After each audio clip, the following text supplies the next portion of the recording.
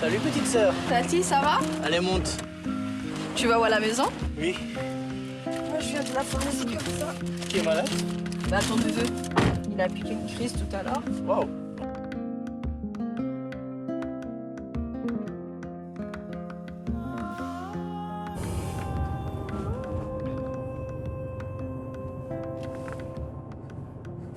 Je comprends pas, Fatih. Comment tu as pu me cacher ça?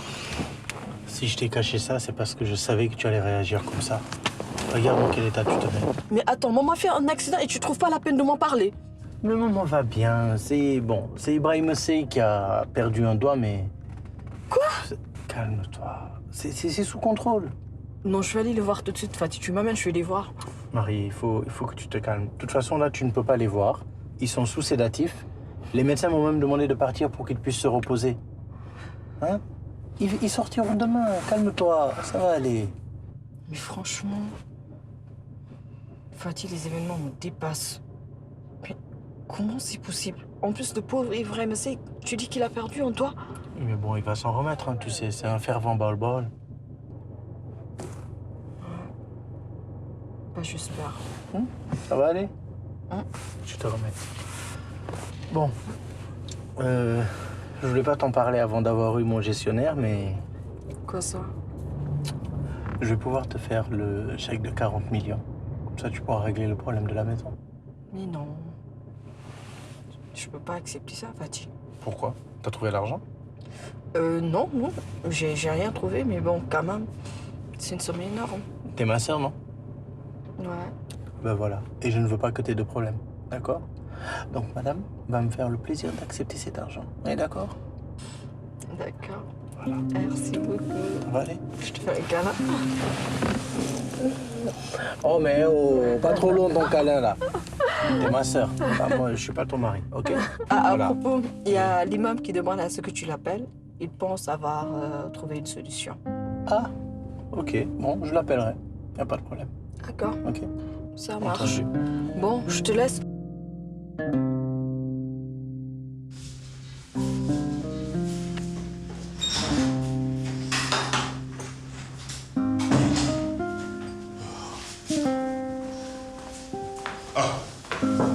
Chérie, passe une excellente journée. Comment ça? Je t'ai préparé un succulent petit déjeuner. Je crains d'avoir pas le temps. Même pas un café. Je me suis donné beaucoup de mal à le faire. Désolé, je suis en retard. Et pour le bijoutier, on devait y aller, tu me l'as promis. Tu sais ce qu'on va faire? Tu y vas, tu prends ce que tu veux. Et qu'importe le prix, ok? Je te laisse ma carte. Bon, je t'aime. Bonne journée. Bonne journée.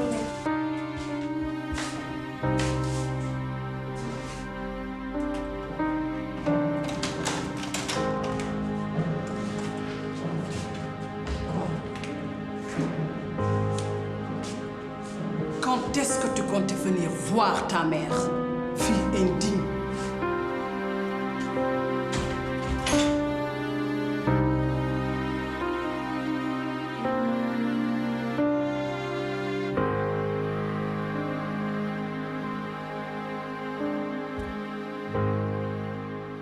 Tu as appris au moins que j'ai une coépouse. J'ai entendu dire. Insolente, comme d'habitude. Tu ne vas pas déverser ta bulle sur moi. Ok, j'ai pris le temps. Je préfère cela. Allez, viens. Viens dans mes bras me faire un gros câlin. J'ai dépassé cette période débile. Je ne t'ai pas manqué. Alors viens. Viens dans mes bras. Ma fille aînée. Seul enfant de son défunt père. Alors, maître, je vous sers du café ou du thé? Peut-être en d'autres circonstances. Je vous remercie. Soyez les bienvenus donc. Écoutez, je sais que le temps n'est pas la marque de fabrique des hommes d'affaires comme vous, alors je tâcherai d'être rapide. Alors, je vous écoute. Je suis l'avocat de Aïda, la femme de votre défunt frère. À ce propos, je tiens à vous présenter toutes mes condoléances. Merci. Elle m'a chargé de cette affaire, ce qui explique ma visite aujourd'hui. Écoutez, maître. Peut-être vous pouvez la raisonner. Elle se fait des idées, pensant que j'ai dépouillé mon propre frère, alors que la tuyauterie m'a été vendue légalement par Mbaye avant sa mort. Eh bien, elle soutient à mordicus que votre frère n'aurait jamais pu effectuer cette transaction. Et de surcroît, cette histoire de crédit près de la banque d'une valeur de 30 millions de nos francs qui semble arriver à point nommé. Je ne sais pas de quoi elle parle. Je comprends qu'elle soit sous le choc avec la perte de Mbaye. Vous pourrez peut-être la raisonner. Bien, c'est mon souhait. C'est ce qui explique ma présence ici. J'aimerais que l'on trouve une solution à l'amiable. Cela nous évitera les allers-retours à la justice. Que proposez-vous? Eh bien, primo, que vous assumiez l'intégralité de cette dette auprès de la banque. Et secondo, que vous le restituiez bien sûr à l'entreprise. Bien évidemment, on pourrait discuter. On pourra vous céder un pourcentage de l'entreprise, en plus de la direction générale. C'est une solution à l'amiable, cela? J'ai acheté l'entreprise à mon frère légalement. Eh bien, dans ce cas, dites-moi pourquoi Aïda prétexte ne trouver aucune trace de cette transaction dans les affaires de Mbaye. Parce que tout simplement, Mbaye avait laissé la cession du contrat ici. Vous savez quoi? Je suis prêt à lui donner 20% de l'entreprise à la mémoire de mon frère. Hélas, je crains que nous puissions nous entendre sur ces termes, Monsieur Racine. Je ne peux pas faire plus.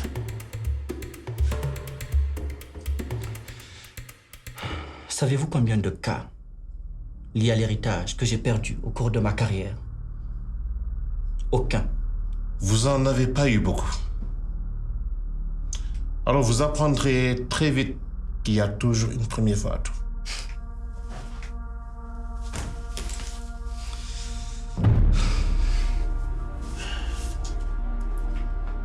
Je vais vous laisser ma carte.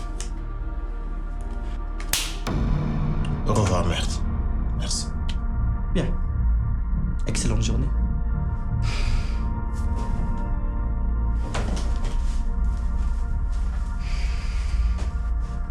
Bordel.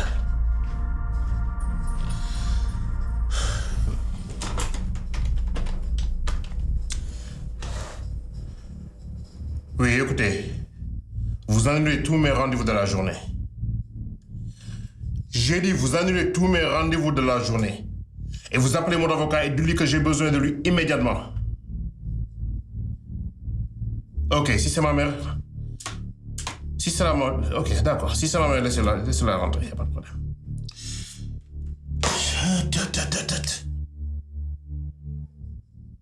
Mon père est mort et rien ne le ramènera. Tu me le reprocheras toujours, n'est-ce pas? Tu ne me réponds pas. Pourquoi l'as-tu laissé prendre le volant cette nuit-là? Tu n'avais que 5 ans. Grand-mère m'a raconté comment il est mort et dans quelles circonstances. Mon père restera mon héros. Je me suis sentie triplement orpheline à la mort de grand-mère. Parlons de ta grand-mère, qui te semble un exemple. Qu'a-t-elle fait? Elle nous a pourri la vie jusqu'au bout. Comment? Et toi? Qu'a-t-il fait? Hein?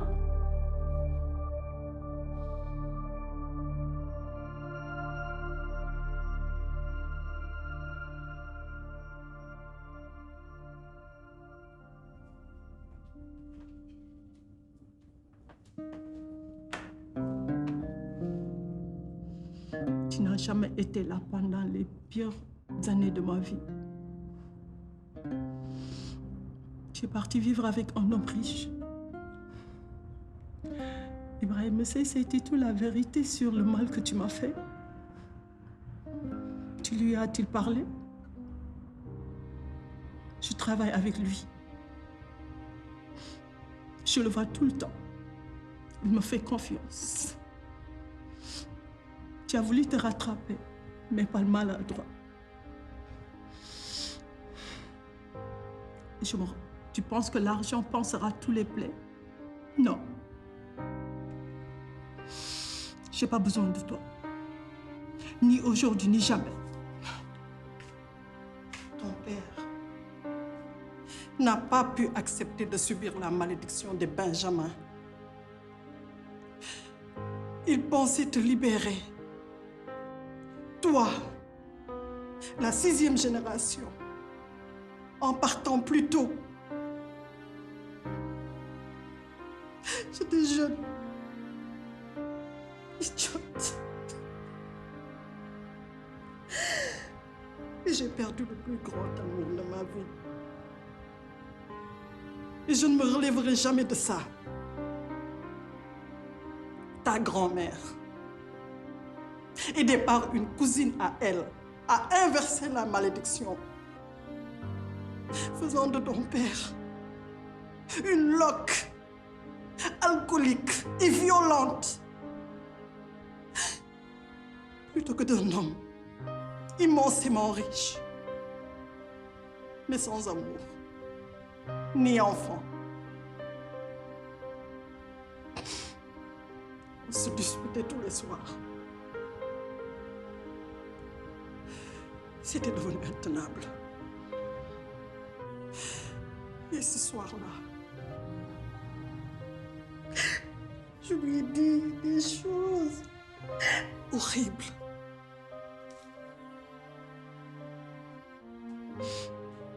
J'ai longtemps cru que tout était de ta faute et que tu me critiques tout le temps parce que je suis différente de toi. Tout ce que j'ai fait par la suite n'a servi à rien.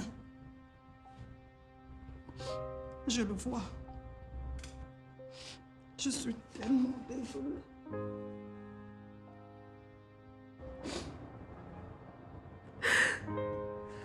Laisse-moi une chose, je t'en prie. Tu es le seul souvenir qui me reste de Boris. Si je te perds, tout ce qui me lie à lui mourra. Et je ne veux pas de ça. Je ne veux pas de ça. Tout cela est trop pour moi. Laisse-moi le temps. Je ne sais pas combien. Je suis sincère. Tout est si inhabituel. Pardonne-moi.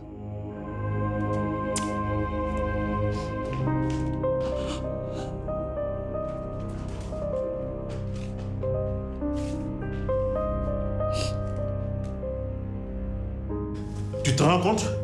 Maman m'a envoyé un avocat. Cette aide va porter atteinte à mon image et celle de la famille. Racine, calme-toi. Tu ne résoudras aucun problème sous le coup de cette colère. Maman, elle veut m'humilier. Et tu ne devrais pas la laisser faire certaines choses. La mémoire d'un bail ne doit pas être salée ainsi. Racine, tu devrais accepter la solution de l'avocat et lui laisser l'entreprise. Tu t'entends parler? Mbaye est mon frère. J'ai le devoir de gérer son entreprise aujourd'hui. Et là, je dois tout perdre pour les caprices d'une veuve. Racine! Maman, tu me connais. Tu sais très bien que je prendrai bien soin d'elle et de son fils. Tu me crois capable de les laisser dans le besoin? Je n'ai pas dit ça, Racine. Si tu l'as dit. Tout ce que je demande, c'est de garder la stabilité de cette famille. Et surtout de mon petit-fils.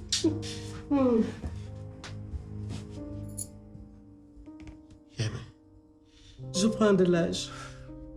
Et je ne vivrai pas ce que j'ai déjà vécu. Et si je devais partir, laissant ma famille dans la désordre, je partirai le cœur meurtri. Et je ne veux pas ça. Maman, tu vivras encore longtemps. Je te promets que je ferai de mon mieux pour garder la stabilité de cette famille. Je te promets, maman. Où tu as eu cette bague? Mais dans les affaires de Mbaye. Et je l'ai gardé en souvenir de lui. Il ne s'en séparait jamais. Tu ne devrais pas garder cette bague, Racine. Elle ne t'apportera que des malheurs. Chut. Maman, tu sais très bien que je ne crois pas en ces légendes. Chut. Tu devrais. Puisque ta famille fait partie de cette légende. Quelle légende? Aïda, je viens toujours de raccrocher Racine et son avocat. Ils ont refusé la solution à l'amiable. Je crains qu'il ne reste plus qu'une seule voie de recours à présent, la justice. Je m'en doutais. Cet acte de vente, Mbaye ne l'a pas signé. Mbaye n'aurait jamais fait cela. Écoute, Aïda, quand même ce que tu dis serait vrai, ça serait sa parole contre la tienne. Et puis, il est difficile de baser sa stratégie sur cela. Tu comprends? Personne. J'ai bien dit, personne sur cette terre ne peut prouver que Mbaye n'a pas signé ce document. Si Aïda va aller en procès, qu'elle le fasse. Elle va juste perdre les miettes qui lui restent. Nous avons de l'argent,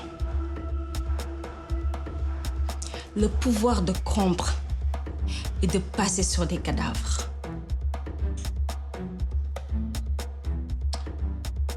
Des fois, tu me fais très peur. Ah oui? Tu ne devrais pas. Tant que tu ne me trahis pas. Tu penses que je peux te trahir?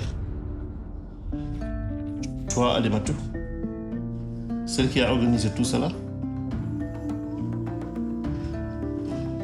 En tout cas, un homme averti en vaut deux. Ce sont des menaces. Menace. Ah, ok. Plutôt des conseils. Qu'est-ce qu'on peut faire alors? Laisse-moi du temps. Je vais scrupuleusement analyser tous les détails et puis nous verrons quelle est la meilleure stratégie à adopter. D'accord? Merci, Seydina. Tu n'as pas besoin de me remercier, Aïda. Enfin, si, lorsque tu auras récupéré tout ton dû. Tu sais, Aïda, je suis à 200% avec toi dans cette histoire. D'accord? Merci.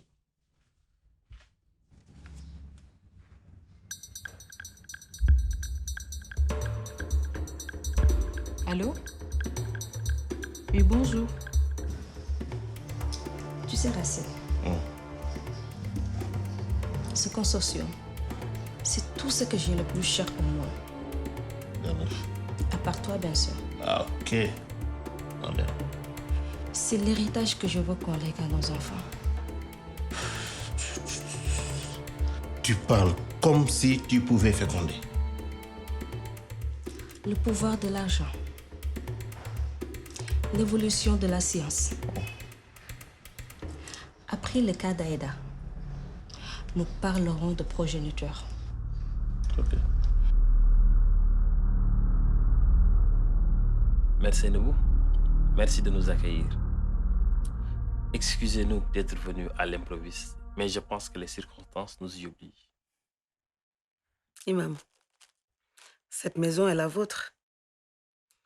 Vous n'y avez aucun sens interdit. Et Fatih, nos familles sont liées. Donc, considère que tu es dans la demeure de Bitiloro. C'est justement cette union qui nous amène ici aujourd'hui d'ailleurs. Ma sœur galère depuis 15 ans. Vous n'avez rien fait pour changer cela.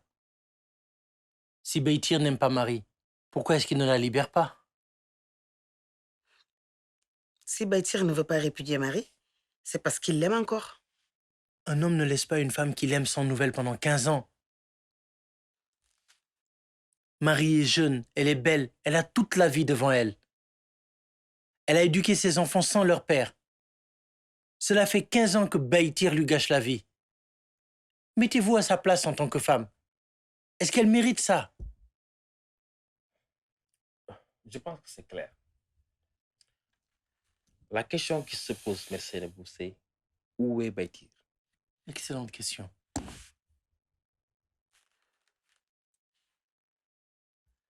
Beitir, il est à l'étranger.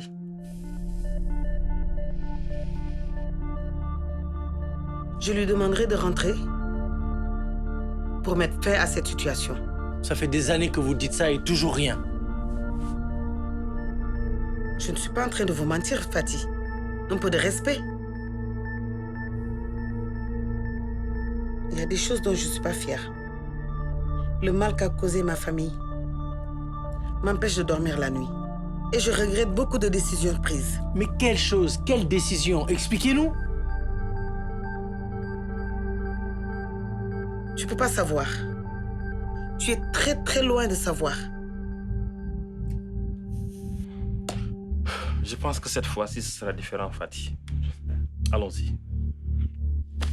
Oh, merci. Merci, merci.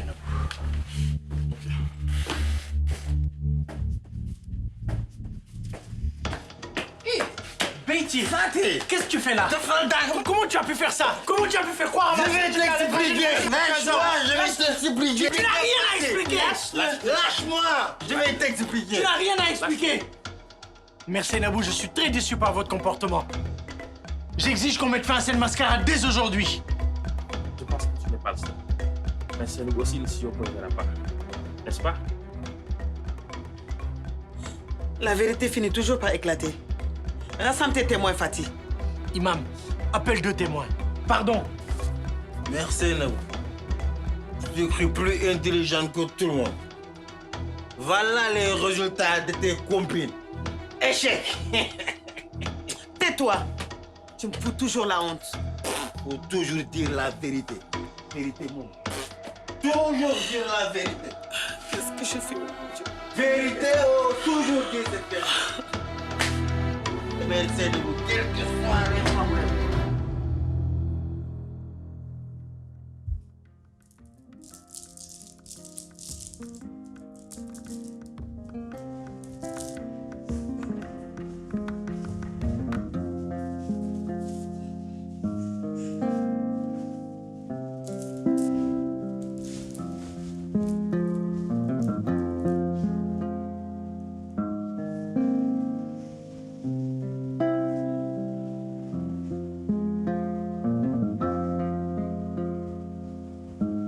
Assalamu alaikum. Nous sommes réunis aujourd'hui pour parler du mariage qui lie Beïtir à Marie. Un mariage qui, malheureusement, n'a pas suivi nos préceptes religieux. Raison pour laquelle il sera question de voir s'il y a possibilité d'arrangement ou, le cas contraire, demander à Beïtir d'accorder le divorce à Marie. Divorce? Imam ne parle plus de divorce. Il faut trouver un terrain d'entente pour que Beïtir se remette avec sa femme. Je suis désolé, il n'y a plus de mariage qui tienne ici. Cela fait 15 ans que Beïtir n'a pas tenu ses engagements envers Marie. Si on est réunis, c'est parce que nous sommes une famille. Et qu'il faut donc qu'il la répudie, sans qu'on passe par un tribunal. Fatih? Beïtir, crois-moi, tu ne veux pas d'un procès. Marie,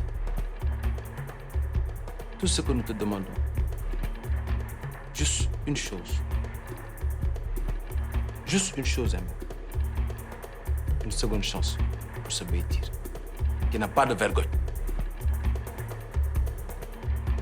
Avec tout le respect que je vous dois, et pour tout l'amour que j'ai pour cette famille, je suis désolée, mais je ne veux plus de ce mariage. Marie? Tout ce que je veux, c'est qu'il m'accorde le divorce, que je puisse refaire ma vie. Rien de plus. Beïtir, accorde-lui le divorce. Si tu parles pour dire des bêtises, tu devrais te taire. Seynabou, range-toi dans ton coin là. Ne laissons pas la passion nous emporter au point de détruire un lien plus important que tout. Beïtir et Marie sont d'abord des parents. Beïtir, tu as bien entendu Marie. Toi seul peux dire les mots qui la libéreront. Où sont mes enfants? Parce que tu penses que tu as des enfants ici? Oui, qui porteront le nom de Kamara jusqu'à la mort. Beïtir, il ne s'agit pas de tes enfants là. Il s'agit que tu répudies Marie. Tes enfants, on verra après. Il a le droit. C'est leur père. Je veux voir mes enfants d'abord. Tu penses que c'est en me faisant chanter que tu vas gagner tes enfants? Eh bien là, mon vieux, tu te gourres complètement. Marie. je ne peux pas te répudier.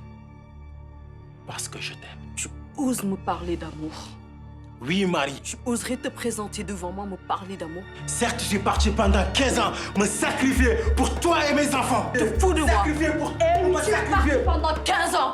Tu m'as abandonné. Mais Marie, c'est leur père aussi. Merci de vous là. Tout ça, c'est ta... Est-ce que tu t'es demandé comment j'ai fait? Marie. Pendant tout ce temps, soit tu me répudies et tu auras peut-être une chance de voir tes enfants. Marie. Soit tu ne me répudies pas et je te colle en procès. Et n'oublie pas une chose, mon grand frère est un juge. Marie. Donc, à toi de décider. Marie. D'accord? Marie. C'est bon? Je peux pas t'expliquer. Mais c'est parce que tu n'as rien à expliquer, il n'y a rien à dire, Bétir. Absolument rien. Qu'est-ce que tu vas expliquer? Qu'est-ce que tu veux, Marie? Que tu me répudies, que tu m'accordes le divorce. Rien de plus. Marie, moi, Bétir Camara, je t'accorde le divorce. Et dis-toi Alhamdulillah. une chose, Marie, c'est loin d'être terminé.